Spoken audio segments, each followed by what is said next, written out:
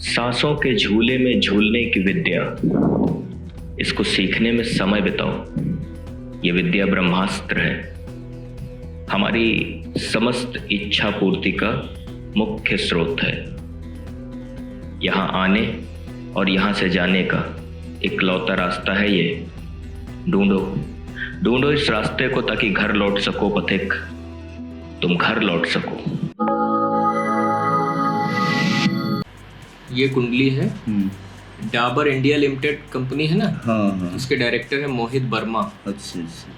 तो ये अच्छे बिजनेसमैन हैं। और ये एक आईपीएल टीम है किंग्स 11 पंजाब, उसके को ओनर भी हैं ये। अच्छा। तो ये कुंडली जो है तो ये जरा पढ़िए देखिए। मोहित वर्मा है। वर्मा मोहित वर्मा डाबर इंडिया लिमिटेड के डायरेक्टर। चलो, मोहित वर्मा की जन्म कुंडली मेष लग्न है और मेष ही राशि है। तो सबसे पहले आयु की गणना करते हैं। तो लग्नेश इनका मंगल द्विज स्वभाव में है, अष्टमेश का मंगल द्विज स्वभाव में है, मध्य आयु हो गई। लग्न चर में है, चंद्रमा चर में है, दीर्घायु हो गई। शनि चर में है, चंद्रमा चर में है, दीर्घायु हो गई। तो दो तरह से दीर्घायु का कालखंड है। तो मोहित वर्मा की जन्म कुंडली दीर्घायु के कालखंड में है। अब इसमें राजयोग देखो। तो लग्नेश मंगल तीसरे घर में है, नीचाभिलाषी। कर्क इसकी नीच राशि है, उससे एक राशि पीछे मिथुन में बैठा है। तो ये यहाँ कोई राजयोग नहीं बनाएगा। पंचमेश का सूर्य इनका चौथे घर में आ गया, और ये सूर्य यहाँ नीचाभिलाषी है। तुला इसकी नीच राशि है और 3 राशि पीछे कर्क में बैठा है, लेकिन ये राजयोग देगा यहाँ। तो एक तो सूर्य का राजयोग मिलेगा पंचमेश का। नवमेश का गुरु इनका 5वें घर में आ गया, पंचम घर में। गुरु यहाँ पे नीचा अभिलाषी है, मकर इसकी नीच राशि है, सिंह राशि में बैठा है। लेकिन ये गुरु यहाँ पे नवम घर को देख रहा है 5वीं दृष्टि से, तो ये भाग्य भाव को मजबूत करेगा। 7वीं दृष्टि गई लाभ भाव पे इसकी गुरु की, नीचाभिलाषी उच्चाभिलाषी। कर्क इसकी उच्च राशि है और 5 राशि पीछे कुंभ में बैठा। 9वीं दृष्टि इसकी आ गई गुरु की लग्न पर, और ये भी उच्चाभिलाषी दृष्टि है। कर्क इसकी उच्च राशि है और मेष में दृष्टि जा रही। और गुरु इस जन्म मेष लग्न का राजयोग कारक ग्रह है ना, नवमेश होने के कारण। द्वादशेश नवमेश है, तो द्वादश का मालिक नवम का फल करेगा, है ना।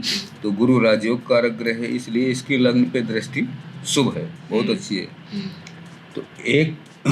तो एक राजयोग सूर्य का ही इसमें दिखता है। ये बनेगा क्या चतुर्थेश वाला? और एक चतुर्थेश चंद्रमा लग्न में आ गया। अब चंद्रमा यहाँ उच्चाभिलाषी, वृषभ इसकी उच्च राशि है, एक राशि पीछे मेष में बैठा है। तो दूसरा एक राजयोग ये बनेगा यहाँ पे। और एक राजयोग बनेगा दशमेश शनि लग्न में, है ना। लेकिन ये नीच का है, फिर भी ये राजयोग तो यहाँ देगा, है ना। तो 3 राजयोग तो ये हो गए। और शुक्र कोई राजयोग कारक ग्रह है नहीं, इसलिए शुक्र का कोई राजयोग नहीं बनेगा। तो 3 राजयोग हैं। एक पंचमेश सूर्य चौथे घर में नीचाभिलाषी, और एक चतुर्थेश लग्न में उच्चाभिलाषी चंद्रमा, और एक शनि दशमेश। हाँ, एक दशमेश शनि यहाँ पे नीच का लग्न में। तो 3 राजयोग इसमें जन्म कुंडली में है। अब इसमें धन भाव की स्थिति देखो। धन भाव का मालिक शुक्र चौथे घर में बैठा है।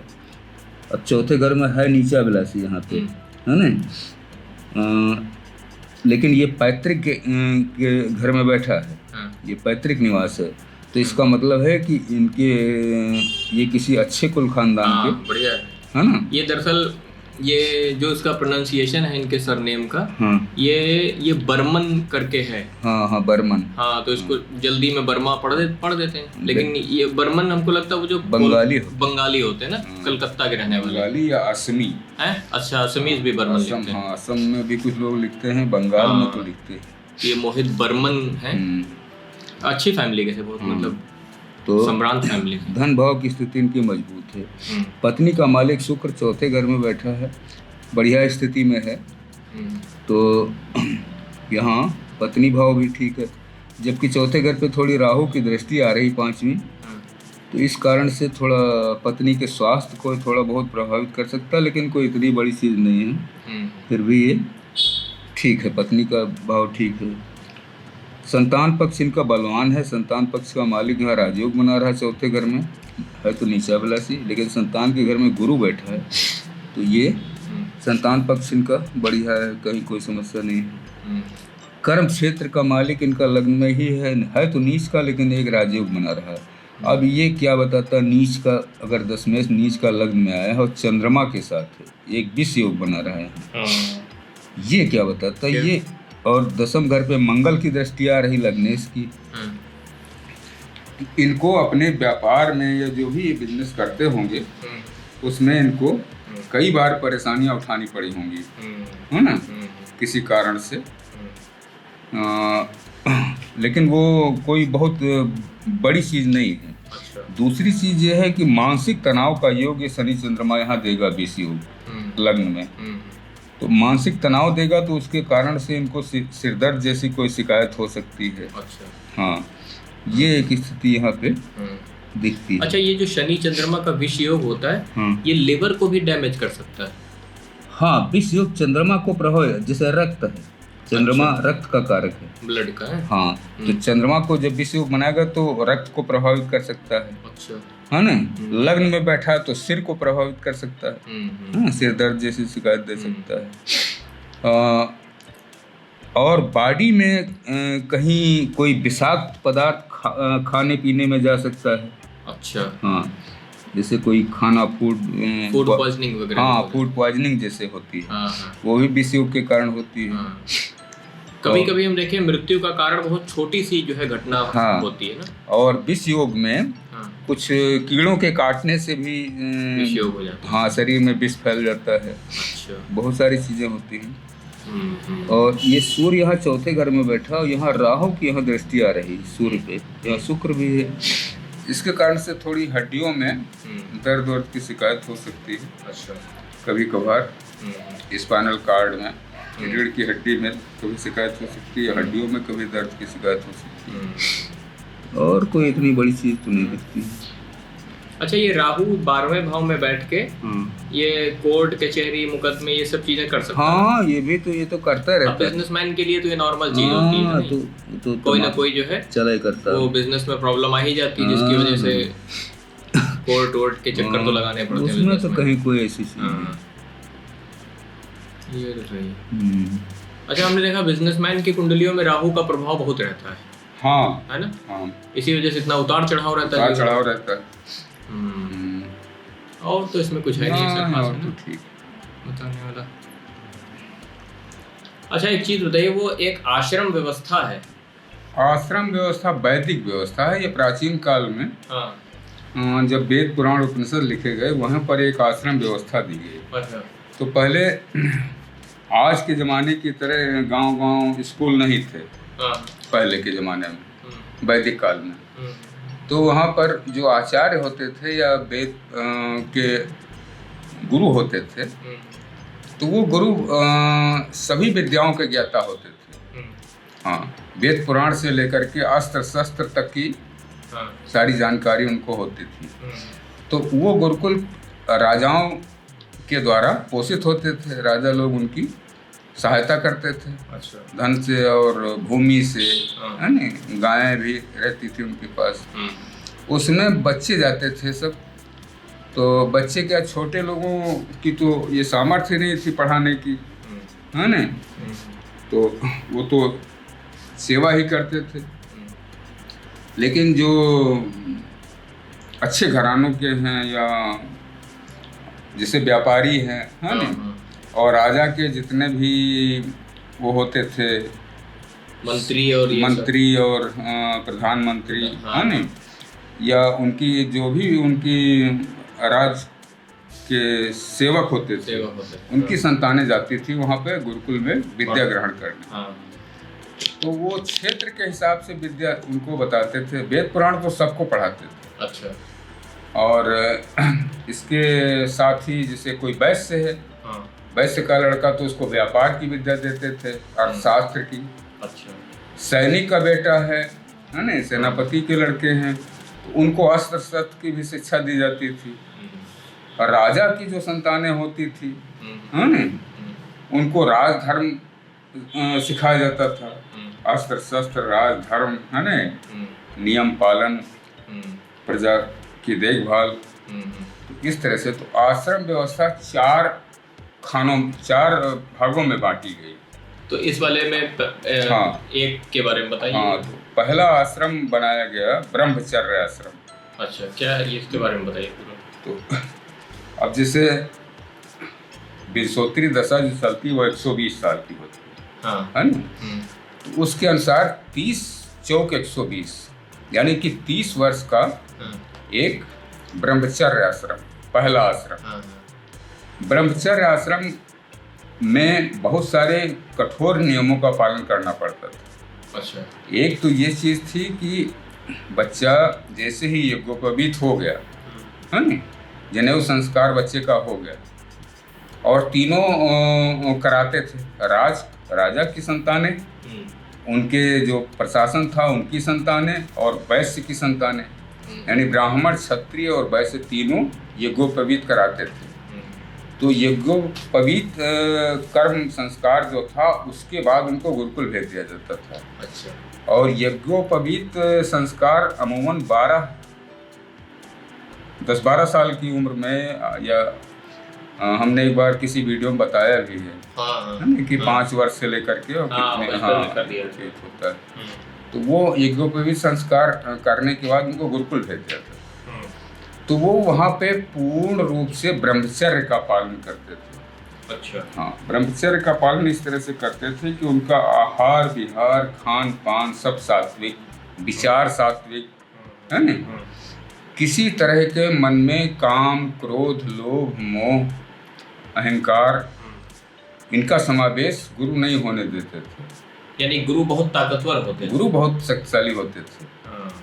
तो ब्रह्मचर्य का पालन कराने का कारण था कि आगे गृहस्थ आश्रम आएगा दूसरा, तो उसका सही उपयोग करने के लिए ब्रह्मचर्य में ये सारी जानकारी होनी आवश्यक है।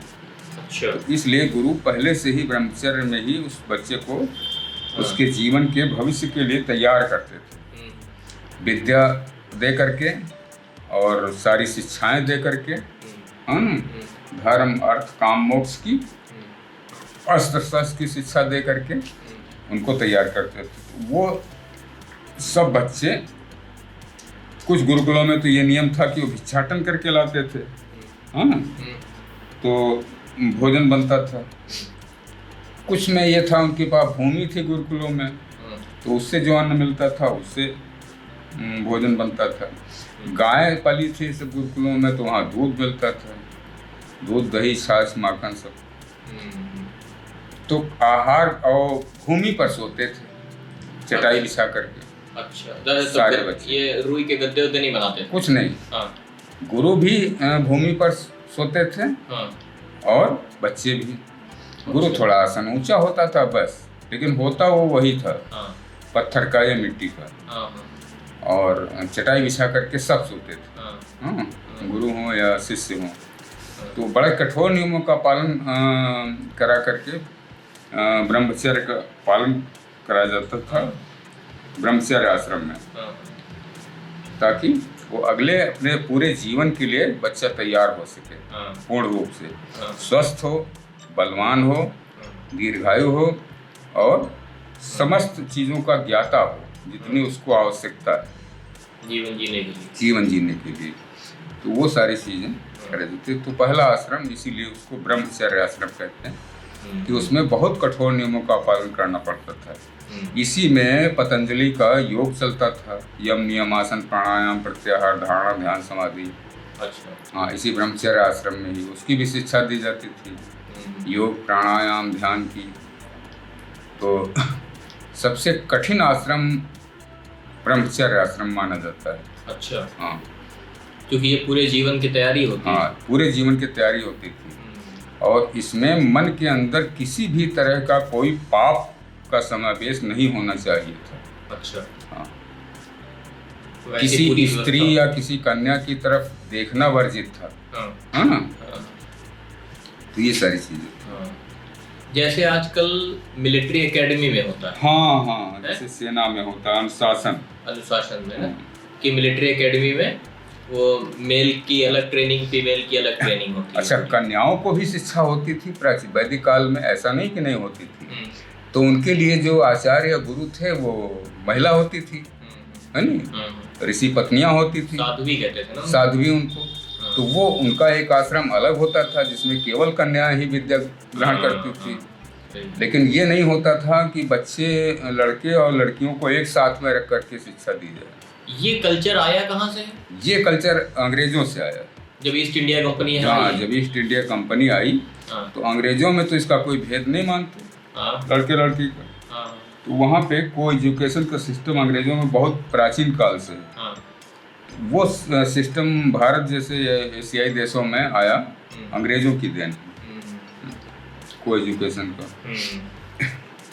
अच्छा, अभी एक चीज आप बताएं कि ये ब्रह्मचर्य आश्रम है, इसमें हम एक दो सवाल हमारे दिमाग में आ गए ऐसे ही। तो ये मतलब जो है कम से कम जो स्टूडेंट लेवल पे जो चैनल देखते हैं इनके बहुत काम आएगा कि ब्रह्मचर्य शब्द का वास्तव में मतलब क्या है, ये किस चीज। एक बार कहीं आपने बताया था कि ईश्वर की चर्या है। ब्रह्मचर्य का जो मूल अर्थ है कि मूलाधार चक्र में जो कुंडलनी शक्ति होती है सुप्त पड़ी रहती है, है ना। और वो मूलाधार चक्र होता है गुदा मार्ग से दो अंगुल ऊपर, यानी कि वो करीब करीब पुरुष के और स्त्री के जननांगों के और गुदा के मध्य होता है। उसमें अगर कहीं फ्लक्चुएशन हुआ, उतार चढ़ाव, है नहीं, तो कामेच्छा जागृत होगी। अच्छा, लड़की हो या लड़कियों, है नहीं। और वो कामेच्छा तब जागृत होगी जब वो नेत्रों का इस्तेमाल करेगा, बाहर किसी सुंदर कन्या को देखेगा, लड़की किसी सुंदर लड़के को देखेगी, है नहीं, तो हार्मोनल एक्टिविटी बढ़ेगी। तो इसके कारण से जो मूलाधार चक्र में ऊर्जा है उसको ऊर्जा कहते हैं, स्पर्म को ऊर्जा कहा जाता है। तो ब्रह्मचर्य का मूल अर्थ तो यही है कि किसी भी तरह से 30 वर्ष की आयु तक इस वीर का क्षरण न होने पाए। अच्छा, कभी भी 30 वर्ष तक, ताकि ये गृहस्थ आश्रम में जब ये लड़का प्रवेश करे तो स्वस्थ संतानें उत्पन्न करे। अच्छा, ये इसके पीछे कारण होता है। इसके पीछे मूल कारण ये था, है ना, क्योंकि उसमें फिर कोई कमजोरी नहीं होगी। ये नियम ब्रह्मचर्य का लड़कियों पे और लड़कों दोनों पे लागू था। तो बहुत, इसीलिए बहुत कठोर तो ये जो आजकल की जो जनरेशन में जैसे जब शादीशुदा कपल बच्चे पैदा करते हैं तो उनके बच्चे ज्यादातर जो बीमार रहते हैं वो इस वजह से रहते हैं क्योंकि उनके माता पिता ने ब्रह्मचर्य कभी धारण नहीं किया। कभी धारण ही नहीं किया। आजकल तो बच्चा छोटे छोटे स्कूलों में देखो, मॉन्टेसरी में पढ़ने वाले बच्चे ये सब मोबाइल और इंटरनेट और इनकी वजह से उल्टी सीधी हरकतें करते हैं, विकृतियां जो है वो मानसिक विकृतियां आ गई। इसके कारण हार्मोनल डिसबैलेंस हुआ, इसी के कारण शरीर के सारे चक्र बिगड़े। अब शरीर के सारे चक्र बिगड़ेंगे तो स्वास्थ्य प्रभावित होगा। तो सीधी सी बात है, एक चक्र उस एरिया का स्वास्थ्य देखता है। हाँ, तो अब शरीर अगर बिगड़ेगा तो सीधी सी बात है कि फिर संतानें जो पैदा होंगी वो भी तो वैसे होंगी, बीमार रहेंगी, ज़्यादा बीमार रहेंगी। तो हम इस समय देखते हैं ज़्यादातर माता पिता जो नए शादीशुदा हैं वो अपने बच्चों को लेके हर समय डॉक्टर के यहाँ ही दौड़ते रहते हैं। हाँ, तो उसका कारण यही है। अच्छा, और ये भी एक कल्चर में बहुत, ये इसके बारे में क्या कहेंगे आप? कि पैदा होते ही बच्चा वो डिब्बा बंद दूध पीना शुरू करता है। हाँ, वो इसलिए कि जो भी उनकी माताएं होती हैं वो अपने फिगर की तरफ ज़्यादा ध्यान देती हैं, बजाय बच्चे के स्वास्थ्य के और फिगर की तरफ ज़्यादा ध्यान रहता है कि हमारा फिगर न बिगड़े। ये भी गलत परंपरा है। ये सब आई वेस्टर्न से। हाँ, मेडिकल साइंस कहती है कि 1 साल तक कम से कम बच्चे को माँ का दूध मिलना ही चाहिए। हाँ, अगर किसी कारण से माता को दूध नहीं आता है, रोगी है या कोई भी कारण है, तब बाहर का दूध दिया जा सकता है। अन्यथा माँ का दूध ही सबसे श्रेष्ठ माना गया। इस पृथ्वी पर माँ के दूध को अमृत कहा गया, उससे श्रेष्ठ तो कोई दूध हो ही नहीं सकता, है नहीं। माँ से मिलता जुलता दूध गाय का होता है, इसीलिए उसको गौ माता कहा गया। अच्छा, ये लोग जो पुराने साइंटिस्ट थे अपने यहाँ के, साइंटिस्ट या ऋषि जिनको कहते हैं, ये लोग कितनी रिसर्च वर्क किए थे? बहुत रिसर्च की है ना। हाँ, आज तो खैर अब भी गाँव में 7-8 महीने तक तो बच्चा दूध पीता ही है माँ का। प्राचीन काल में बहुत सारे लोगों को ये जानकारी ही नहीं होगी कि वैदिक काल में जब तक माता को दूध आता था तब तक वो बच्चा पीता था। तो मतलब वो चाहे वो साल भर का हो, 2 साल हो, 3 साल हो, 4 साल हो, 5 साल तक हो, कोई फर्क नहीं पड़ता। माता के अगर दूध आ रहा है तो वो बच्चे को पिलाती रहती थी, चाहे बच्चे की उम्र 5-6 साल हो जाए, 7 साल हो जाए। ये गजब की चीज थी। ये जो इसी कारण से वैदिक काल में जो लड़के होते थे, है नहीं, वो बचपन से ही बहुत ताकतवर होते थे। ये आप देखिए, हमने अभी कहीं पढ़ा था, अब जब हम पढ़ते थे ग्रेजुएशन में, महाराणा प्रताप, शिवाजी, ये लोग बहुत ज्यादा लंबे चौड़े थे। ये पांडव, कौरव, तो उसका मेन कारण ये है कि इन्होंने उस नियमों का पालन किया, है ना। और उस समय जो है ये विंशोत्तरी में आयुदशा भी लंबी होती थी। आयुदशा भी लंबी होती थी। अब तो हमको लगता है 80-90 साल एक्का दुक्का आदमी पहुंचता है। हाँ, अब तो ज्यादा से ज्यादा बस 60, 70, 80 साल तो बहुत बिरले लोग पहुंचते हैं। और 100 साल तो मतलब चुनिंदा आदमी है, बहुत कम लोग कि 100 साल तक जो है वो पहुंच जाए। ये चीज है। तो वो पहला आश्रम ब्रह्मचर्य आश्रम, जो बहुत कठिन आश्रम माना जाता है। और ये बिना अच्छे साधक गुरु के जो है इसको पालन भी नहीं किया जा सकता। पालन भी नहीं, और आजकल के वर्तमान समय में तो पालन हो ही नहीं पाएगा, क्योंकि सब चीज प्रदूषित है। आहार से लेकर के पानी, हवा, है ना, सब चीजों में पेस्टिसाइड, दवा, केमिकल, यही सारी चीजें हैं। प्राचीन काल में सब शुद्ध था, वायुमंडल भी शुद्ध था, पानी भी शुद्ध था। झरने से लोग सीधा पानी पीते थे, है ना, नदियों का सीधा पानी पीते थे, कोई वहाँ छानने की कोई प्रक्रिया नहीं थी, है ना। तो अब जब सब बिगड़ गया है तो इसीलिए हमको लगता है इंसान का विचार सबसे ज्यादा अशुद्ध हुआ है। हाँ, उसी की वजह से पूरी प्रकृति में शुद्धता आई है। तो भाई मन ही तो सृष्टि की रचना करता है ना। तो मन इंसान का तो नहीं कर सकता, भगवान ने का मन सृष्टि की रचना किया, लेकिन किया तो मन नहीं। तो सृष्टि की रचना में मन का ही सब खेल है। अब इंसान का अगर मन ही बिगड़ जाएगा तो वो फिर सारी चीजें धरती पे बिगाड़ेगा ही, कुछ अच्छा नहीं बनाएगा। सही बात, ये तो बिल्कुल करेक्ट बात। हमने अभी एक नई हम कोई लिटरेचर पढ़ रहे थे अभी, जो अभी रिसेंटली लिखा गया 2020 के बाद।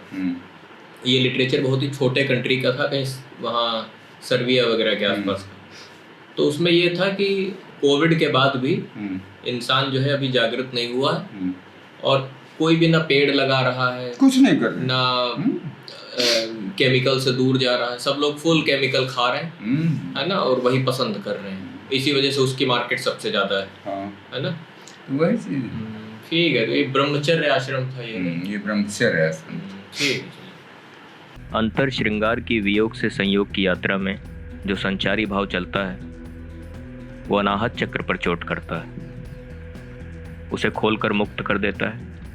स्नायु तंत्र सजीव होकर ब्रह्मांड यानी पंचम तत्व में विलीन होने के लिए तत्पर हो जाता है।